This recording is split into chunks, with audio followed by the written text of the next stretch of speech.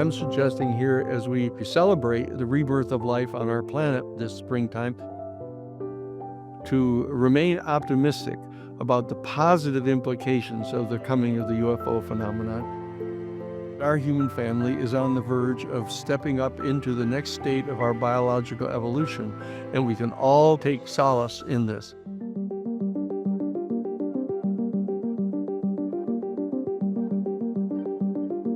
My name is Danny Sheehan. I'm a constitutional litigator who's worked some of the most important cases in modern American history. From Pentagon Papers, the Watergate scandal, to Iran-Contra. My legal career has led me now to this pivotal moment. As our human family confronts the implications of the existence here on our planet of extraterrestrial or extra-dimensional non-human species. I will be your guide as we dive into the profound philosophical, theological, and public policy questions pertaining to the UFO phenomenon, alien life, and the citizen movement for disclosure. This is the Full Disclosure Podcast, coming to you from the New Paradigm Institute on SpectraVision Radio.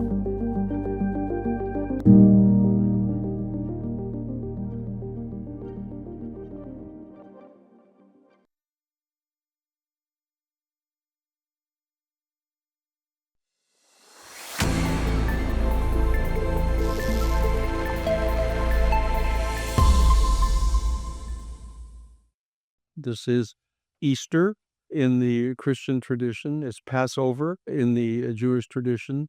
It is the end of Ramadan in the Islamic tradition. It is the celebration of the Higan for the Buddhist community. For the Hindu community, it's the celebration of the New Year of Chaitri Navratri. The Taoist, this is the celebration of the cosmic divine person of Taishang Lao Tzu. All of these different traditions are celebrating actually the coming of springtime now, the arising of new life here throughout the planet by these various spiritual traditions. Now, at the same time, this is all going on as a major war is raging in the Middle East.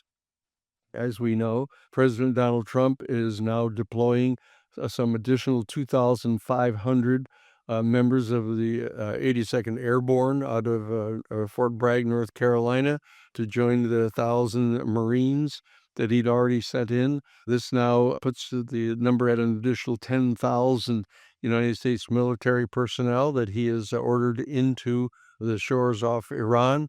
This brings to over 60,000 United States military personnel on the scene in Iran. Without any congressional authorization, he continues the major bombing. He's called a pause now temporarily, giving the Iranian new administration the opportunity to basically surrender.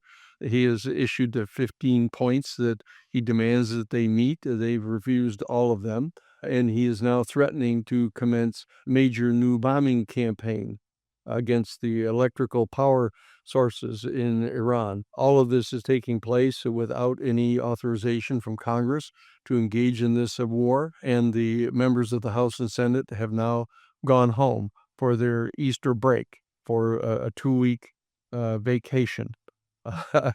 In the meantime, Iran's missile and drone strikes are ever increasing against the 19 United States military bases that are all in the Middle East, and also against other Middle Eastern countries that are housing these 19 United States military bases in the Middle East, in threatening the spreading of the war.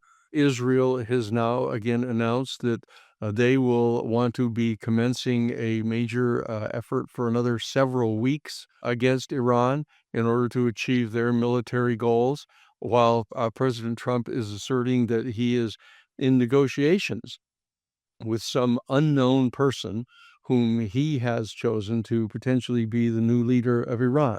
And at the same time, he's assembling this massive potential strike force to invade the physical territory of Iran. He is offering to negotiate with them. Now, also, the headlines are Russia continues its bombardment of the Ukraine, continuing to strike civilian centers throughout the Ukraine. And the Trump administration is not demanding any specific concessions on the part of Putin.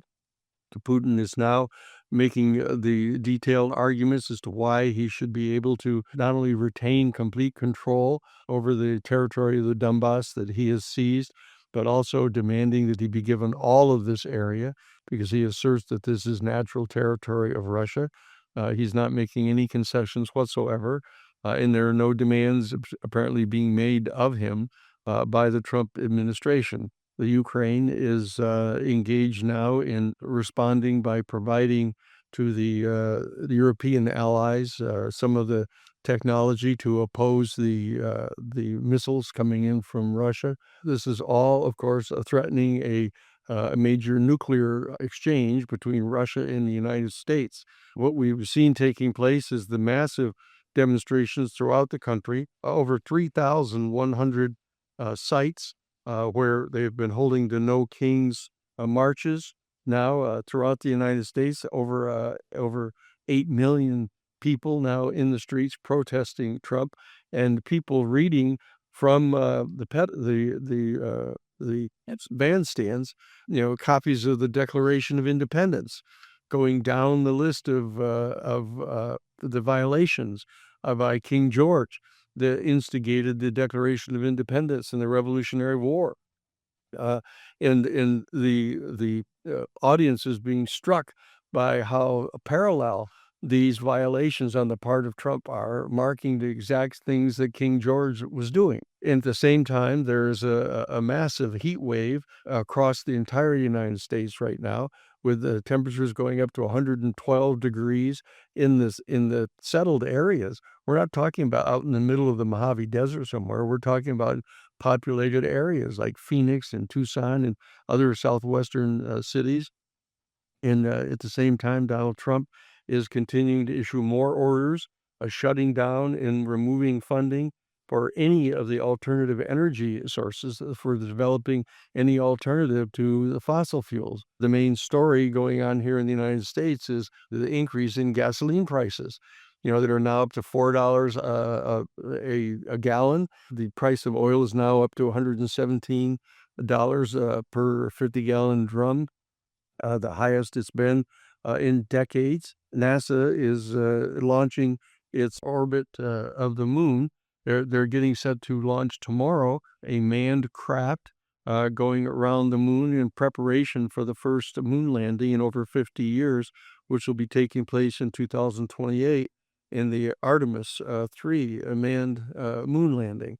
And in the UFO and ET related news, we have the lead stories that Congressman Eric Burleson, who heads up the UAP or UFO issue inside the task force of the Congress dealing with the UFO issue. He's been visiting various military bases here in the United States where there are reports of UFO activity, reverse engineering activities going on, and the potential concealment of actual UFO craft that have been seized by the United States. In the meantime, the official U.S. government agencies, such as the Defense Department, the Pentagon, the Aero Office, the All-Domain Anomaly Resolution Office, continues to try to conflate the sightings of drones in various places with UFOs, and continuing to reference them as major threats to the national security of the United States.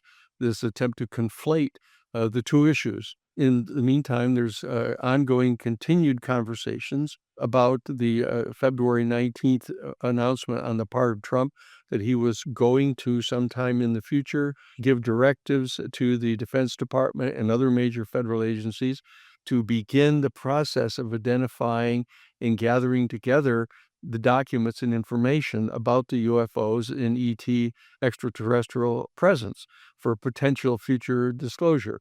But still to this date, as of Easter week, There's been no issuance of any executive order. Anna Paulina Luna, who is the head of the task force inside the House Oversight Committee overseeing this issue of UFO disclosure, is still in the process of contemplating upon their return from their spring break here to have a piece of legislation introduced into the House of Representatives ordering the president to issue the executive order that he has promised to issue, but it's not yet issued, to the executive branch agencies, ordering them to start preparing this information, which actually was ordered 118 weeks ago by Congress to be undertaken by these agencies. But as I say, nothing is being done. Hegseth, who's the Secretary of Defense, has asserted that it isn't even on his bingo card to begin doing this. He hasn't received any order to do it. J.D. Vance, the vice president, has stated that he's been too busy to actually have a chance to look at, even sneak a peek at any of these documents whatsoever. So he isn't taking it terribly seriously. He said he's too busy dealing with other issues, but he wasn't too busy to issue an announcement stating that he believed personally that the UFO phenomenon and the ET presence represented demons that were consistent with the kind of extreme right-wing, reactionary, fundamentalist Christian taking of the MAGA voters, that the UFOs and ETs are demonic, thereby upping the claims of a national security threat on the part of the UFOs being conflated with drones by the Pentagon and Air Office. J.D. Vance has upped the threat from being a national security threat to basically a planetary or cosmic threat of the return of Satan prior to the War of Armageddon. This is the kind of way that J.D. Vance is responding, and even some other members of Congress. And you realize that there was this Collins elite. There are a group of people in the Pentagon, high-ranking military officials, who are insisting that we refrain from investigating the UFO phenomenon on the grounds that this is really a demonic manifestation and that we ought to completely stay away from doing anything about this. There was a 9-minute portion of the Bill Maher show, his annual Friday evening show. He has this kind of editorial that he does at the end, and he raised the issue of the UFO disclosure process. And he is saying that this is ridiculous, that everybody now knows that the UFOs are real, and that the refusal on the part of the government to come forward and reveal all of this, he has asserted in this long monologue, was preposterous. There's been a convening of the meeting of the Independent Board on Declassification of Information, this presidentially appointed board. They gathered in Maryland this past week, and they were talking about reviewing the documentation that needs to be declassified. And they tweeted out a picture of Roswell at the time, thereby indicating at least potentially some additional support from this presidentially appointed board on the fact that Roswell and the crashed UFO may well be included in their assumption of what needs to be declassified. Japan has now established an official parliamentary caucus in the Parliament of Japan, calling for the public disclosure of all information about UFOs and the extraterrestrial civilization in the possession of the Japanese government. Additionally, there's this one additional story that continues to malinger, and that is General McCaslin is still missing now for over a month and more now, with no trace of him whatsoever. And this is important because, as we mentioned in our last broadcast, General McCaslin was the top-ranking United States military official in charge of overseeing the UFO back engineering projects that were going on at the Wright-Patterson Air Force Base. Okay, and he's also the top guy in the United States Pentagon in Washington, was until he retired recently, overseeing the entire special weapons program, attempting to back engineer the technology of the UFOs into a weapons delivery system. And yet he's just disappeared out of the blue. His wife doesn't know where he is. He's left no notes anywhere. There's no record of him using his credit card anywhere. And now the rumors are starting to swirl that his disappearance is part of a larger pattern of disappearances of people who've been involved in high-level physics work that might be touching upon the UFO reverse engineering program, and others who have mysteriously committed suicide under suspicious circumstances, and people who've actually even been murdered. Now, I want to hearken to warn people not to engage in these kind of hyperbole operations here of trying to relate every single conceivable suspicious circumstance that has ever occurred about anybody involved in high-level physics research going on with the United States government, necessarily relating that to the UFO issue, and certainly not relating it to the disappearance of General McCaslin.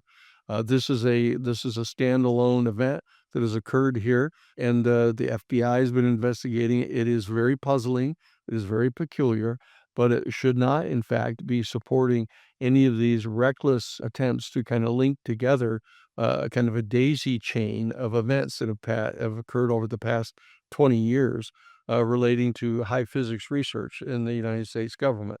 We should all send our prayers for recovery to Luis Elizondo. Luis Elizondo has had an accident. He has had a crash on the motorcycle that he loves so much. He's been injured. He's been in the hospital now. And all of you should, whatever you think about Luis Elizondo's role in the disclosure process, you should all send him your very best wishes for his quick recovery out of this. Now, finally, in the UFO news, our New Paradigm Institute is now started to distribute the pledge cards to have all candidates who are going to be running for the House seats in the Congress or the United States Senate seats, pledging that if they are elected or if they receive the nomination for their political party, respective political party, for either a seat in the House of Representatives or in the United States Senate, that they will, if elected, promise to provide full support to all legislative efforts to disclose the UFO information and to compel the executive branch to do so.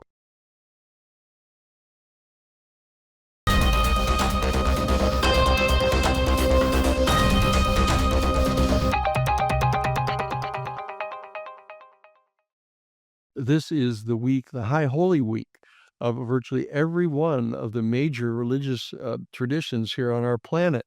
And I pointed out that they were all celebrating actually the equinox, the vernal equinox, the actual arrival of spring, which is the refreshing of life, coming back to life on the planet, all of vegetation and the plant life on our planet. But it's also extraordinarily important for me to point out that each and every one of these major celebrations that is being celebrated coincidentally with the celebration of the coming of springtime is in fact marking at the core of these religious traditions the existence of a particular person. In the Christian tradition, notice the Holy Week, beginning with Palm Sunday, this past Sunday, and proceeding all during this week into Holy Thursday night of the Last Supper, the Good Friday, the day of the crucifixion, all the way to Easter Sunday. This is all going on now, celebrating the particular unique life of Jesus of Nazareth. The same thing is happening with Passover.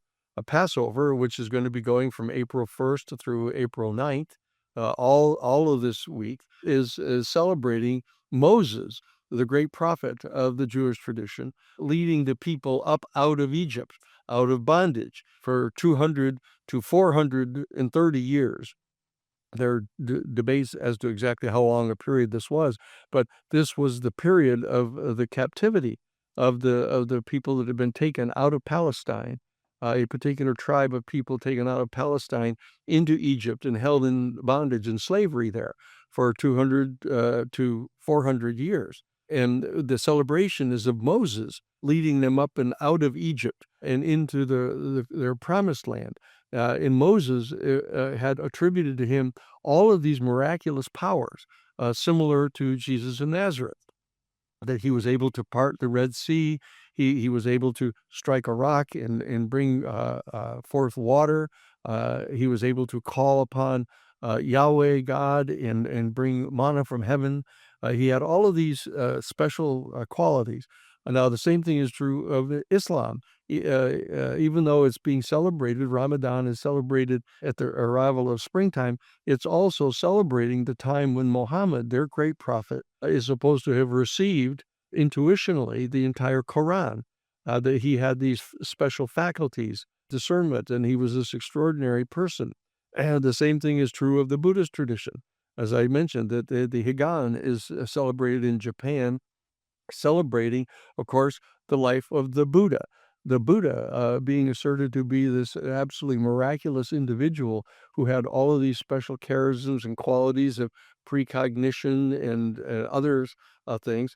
And in the Hindu tradition, even though it's the celebration of the new year of the Chaitra Navrat, it's actually celebrating the birth of Lord Rama, the great avatar of Vishnu. The same thing is true of the Taoist tradition. In China, this is the celebration on the first day of the second lunar month every year, and it's celebrating the arrival of the cosmic divine person, the Kajang Lao Tzu of Lao Tzu. Now, so the reason I raise this is, even though this is the celebration, the coincidental celebration of springtime, the coming of new life, the rebirth of life on our planet in the springtime.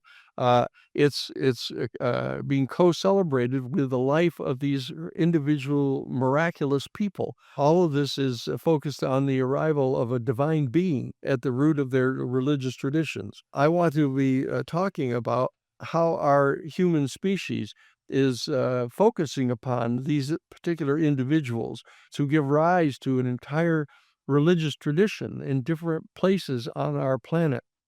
And how this ongoing, I want to address how this ongoing process is related to the UFO event, because the people that are discussing the arrival of the UFOs and the arrival of this extraterrestrial civilization, there are a whole series of different takes that are being engaged in by people about this. Some of the people have gone so far as to assert that the ETs are, in fact, the angels of all of these different traditions who come and deliver these miraculous messages. For example, Gabriel delivering to Muhammad the Quran, Gabriel coming to Mary and having the virgin birth, in the birth of Christ, and this coming of his crucifixion and rising from the dead, and having all these different charisms of being able to transmute matter from one form into another, water into wine, his ability to levitate, walk on water, his ability to cure people by laying out of his hands, his be able to call down and manifest out of the plenum fishes and loaves for people, to the point of raising people from the dead. These are all these unique characteristics that are being attributed to Christ. The reason that this is so important is because many people are looking to the arrival of the UFOs as basically the birth of a whole new phase of our human family, and that is the revelation to us by the UFO beings that we have these latent capacities in us, all of us as a human species, that we have the ability of telepathy, we have the ability of precognition, we have the ability of levitation, even potentially by location. These are all important things that are coming with this discussion. You see J.D. Vance actually invoking the ET people as a satanic arrival of some sort, the kind of paradigmatic confrontation between good and evil, between the infinite and eternal being of Yahweh God, or the of Allah, versus the demonic manifestation. Yeah, these are all things that are going on now, right at the same time that there is this massive threat of major warfare that can spread into global warfare springing out of the Middle East. that is consistent with stories in the biblical passages of the War of Armageddon. But the important thing to keep in mind is that the celebration of these ceremonies that are going on in all the religious traditions are celebrating the rebirth of life in our world. Okay, the coming of springtime, the metaphorical coming of springtime of the human species. And this is our species blossoming into the next phase of our biological evolution. I would direct your attention here in this particular season to the writings of Teilhard de Chardin. Teilhard de Chardin was the Jesuit priest and paleontologist who, in fact, discovered Peking man. He has written a number of letters to his sister that were later published, called The Phenomenon of Man, as well as The Divine Milieu, in his essays on the future of man or the cosmic life. These are all writings by Teilhard de Chardin in the Catholic Christian tradition, in which he is trying to suggest that Christ, as this unique being at the core of the Christian faith, was in fact a precursor of these capabilities in our human family. Again, I touched upon this, I think, in the last episode, but the bottom line is that our human species, our Homo sapien species that are present of our present incarnation, is along in a process that we came from Australopithecus to Homo erectus, to Cro-Magnon man, now into Homo sapiens. But we are moving toward this eschaton. We are moving toward this period where our Homo sapiens species will evolve into a higher, much more sophisticated stage of our biological development. And this is the suggestion that was being made by Teilhard de Chardin in his writings, which caused him to be condemned by the Catholic doctrine of the faith, specifically by Ratzinger, who later became Benedict the 16th, the Pope. The bottom line is this is what's happening in the Christian faith. Now, also in the Hindu faith, Sri Aurobindo. Sri Aurobindo is a major spiritual being who was one of the close associates of Gandhi, Mahatma Gandhi. And he has written on this same subject, talking about the fact that our human species is evolving toward its next manifestation. And he has written a major treatise. This is it here. This is Sri Aurobindo, that is called the Life Divine. And he goes on and to talk about how there are various types of physical exercises, dietary activities that people can engage in that can accelerate this biological evolution of our species into the next phase. This is something that is being hinted at now with the coming of the UFOs, that they may be actually marking this transition period of our human species, where we evolve into this next state of our biological evolution. And I have referred to the story once before, but I'll repeat it again here because it bears repeating. And that is back in 1968 at Harvard University, Professor Crane Brinton, who was the longtime professor of intellectual history at Harvard University, was scheduled to deliver his final lecture at Harvard. And in May of 1968, he came before the assembled crowd of people who had come from around the world to hear his final lecture. And he was asked to speak on the question of what the single most important intellectual insight in the history of human intellectual history he had come upon. And he said, and when he gathered the people together, came before them and said, "I think this is easy." He said, "I think that all of the greatest minds of our human family have come to recognize that our human species is right on the brink of taking its next step in biological evolution, moving from Australopithecus through Homo erectus into Homo sapien, and moving on to the next phase of our biological evolution, in which we shall become a new step in our species. And that the particular factor that is going to differentiate this new species from Homo sapien is the evolution of a faculty like seeing or hearing evolved in living matter in our planet. But this particular new faculty that is going to be evolving in Homo sapiens is a faculty by means of which, like seeing or hearing, we will be able to directly, experientially encounter the unifying phenomena that bonds every single ultimately irreducible integer of matter in the entire physical universe into one unified harmonic whole. And by means of this direct experience of this engagement with this particular this bonding phenomenon in the universe, we will each be able to discern what form of conduct, which form of human conduct, individual or collective, is either harmonious with or disharmonious to the natural order of the universe. Now, this is a very specific assertion that is being made by Crane Brinton, and a very specific assertion that he is saying is being recognized by the greatest minds of our Homo sapiens species. And this is the thing that is being talked about now in the context of the coming of the UFO phenomenon and the extraterrestrial beings. This is marking the ascension on the part of our human family into the next stage of our biological evolution.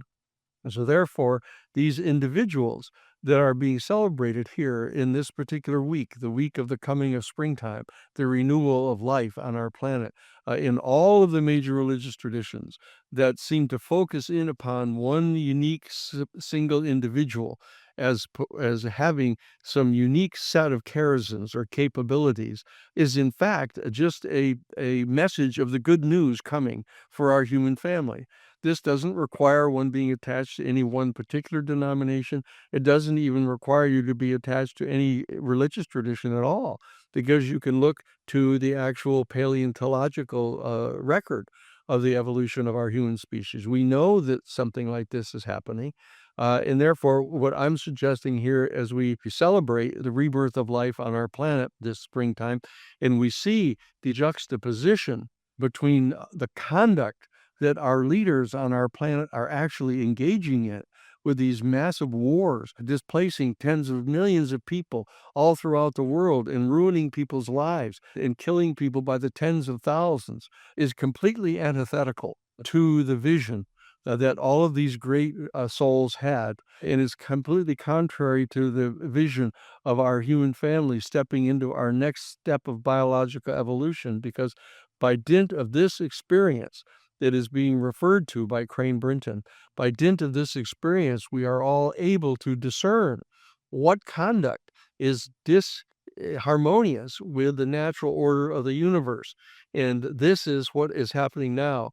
And this is why so many people are joining together and having a completely optimistic perception of the coming of the UFOs and the coming of the ET beings, not because they are angels, but because they too have evolved into a state of having access to these special charisms. So I would ask you all here during this particularly unique week of our year to remain optimistic about the positive implications of the coming of the UFO phenomenon and the ET beings, and celebrate the good news that our human family is on the verge of stepping up into the next state of our biological evolution, and we can all take solace in this.